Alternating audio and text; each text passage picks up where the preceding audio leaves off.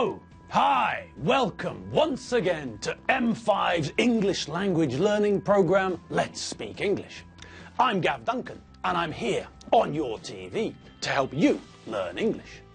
Now, are you sitting comfortably? Yes? Good. And are you ready for today's lesson? Yes? Good. Okay, well, let's learn English together. And all right. Are we all right? Is everything going well today? Yes? Is anyone having a bad day? No? Good. What about you, Ivan? Are the animals under control? Is Gusti behaving himself? Is Margot keeping out of the way? Is Nigel being as quiet as a mouse? Yes? Yes and yes? Well, that's good to hear. Okay, so here we all are, once again, ready for another blast of English, ready, eager to catch up with the incredible disaster zone that the Benchfields create when they go out in a group. Well then, what are we waiting for? We're not waiting for anything. We're already here on this side of the camera, and you lot, well, you lot are all ready. All of you have got a cup of hot coffee and a biscuit, and you're all sitting down. So let's get started. It's time for you to put your feet up and catch up with the Benchfield family saga.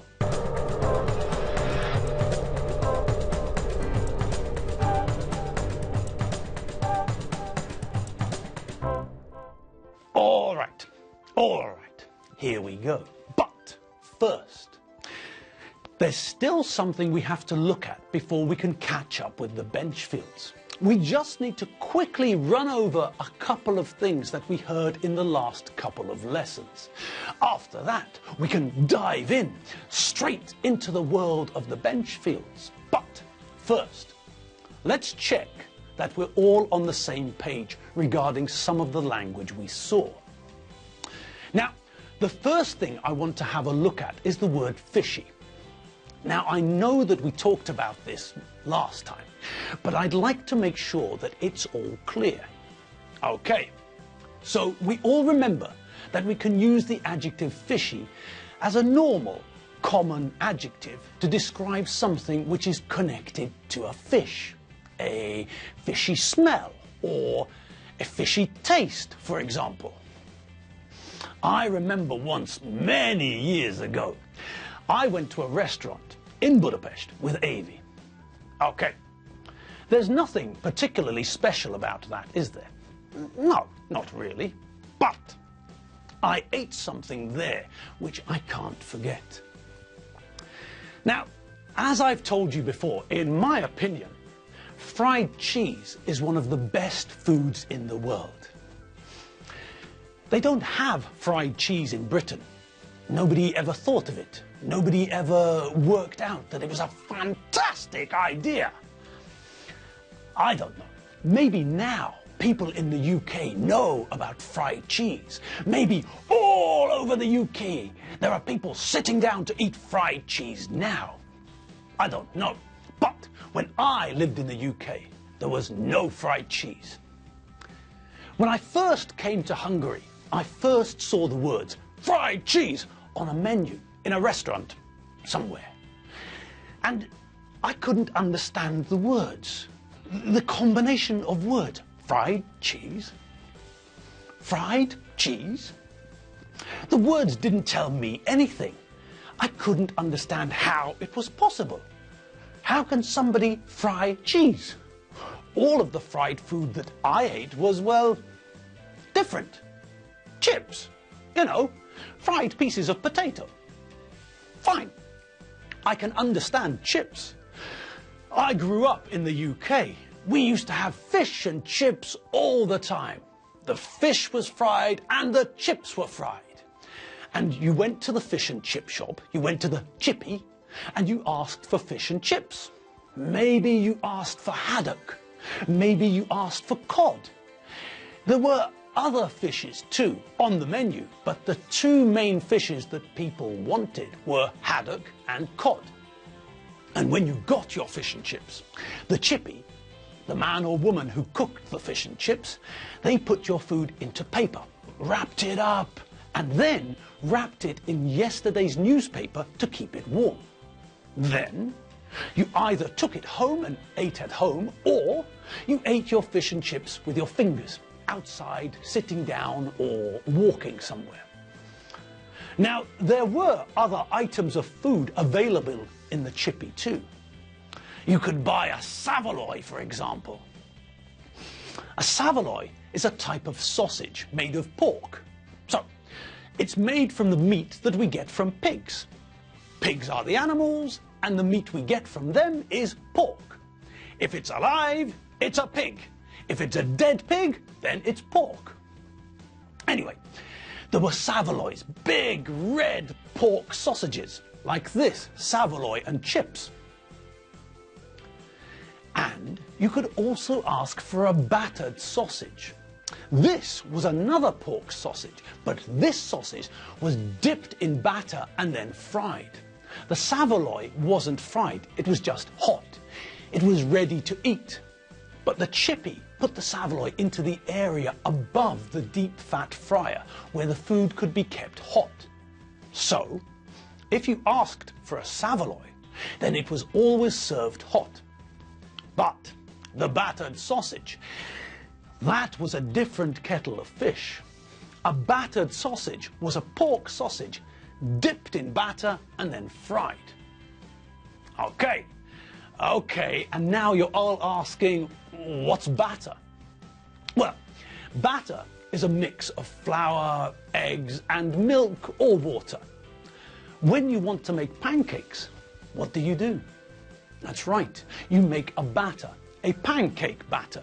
You make a very thick liquid with eggs, flour, and milk. And this thick liquid, this is the batter. This is the liquid that you put into the frying pan. This is the liquid which turns into pancakes. So, if you want to fry a fish, for example, you've got two options, two possibilities, two ways to do it. The first way is to beat some eggs in a bowl like this. After that, you can dip the fish into the eggs and then coat the fish in breadcrumbs like this.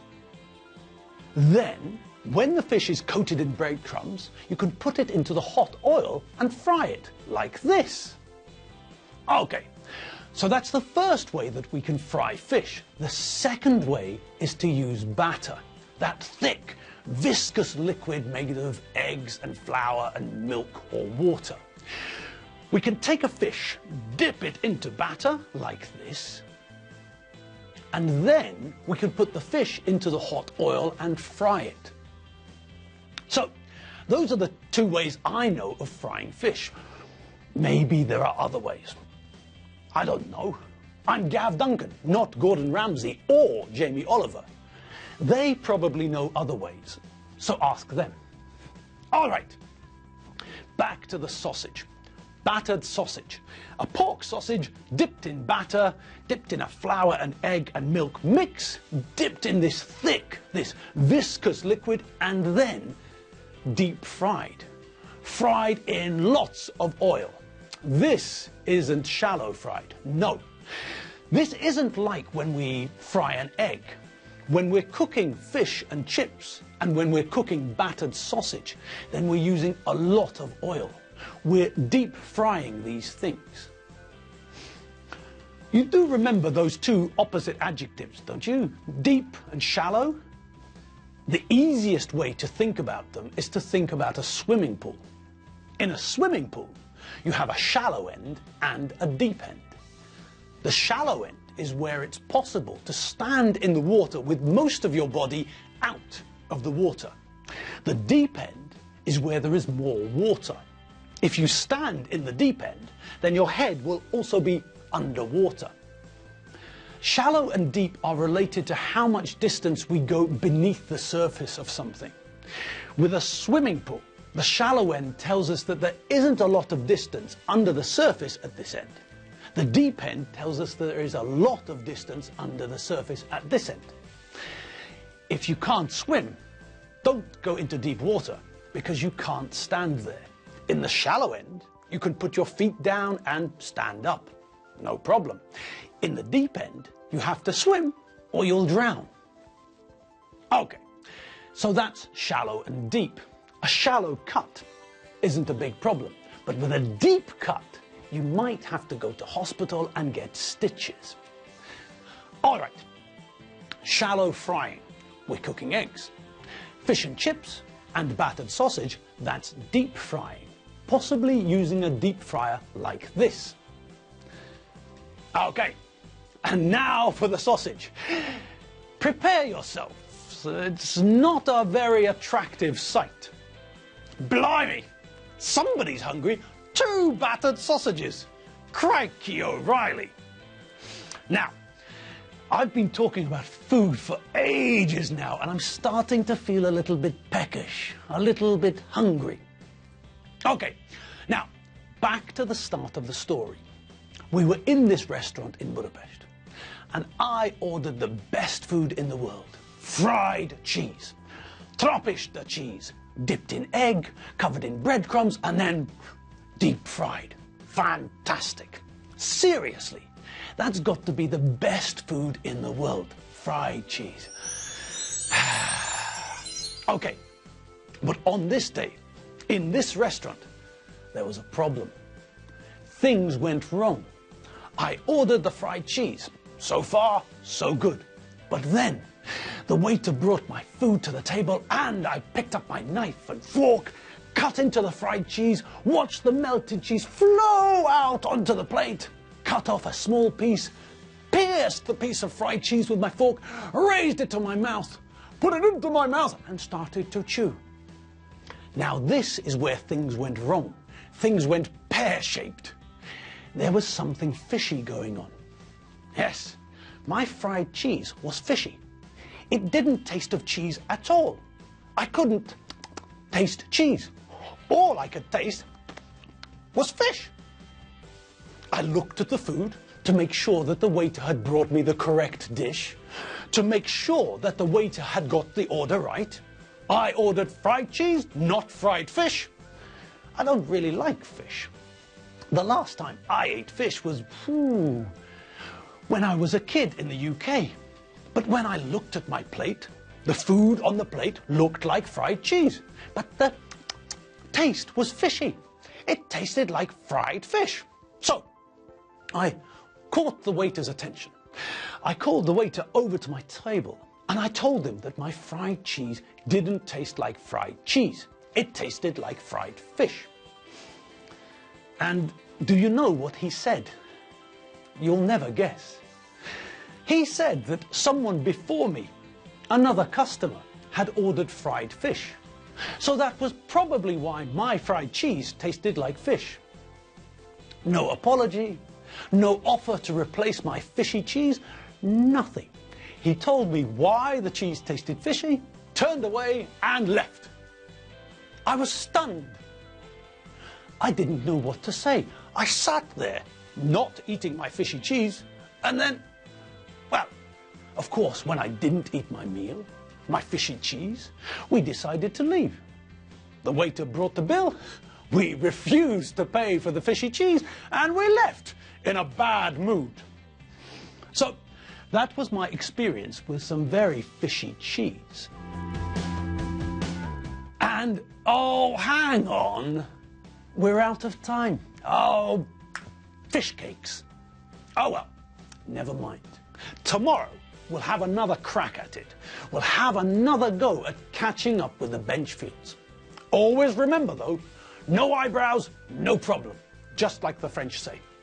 Okay, have a great afternoon. Have fun in the evening. And if you're cooking fried cheese, make sure that nobody cooked fish in the oil before you. I'll see you all tomorrow. Have fun and remember, www.m5tv.hu. See you later. Bye.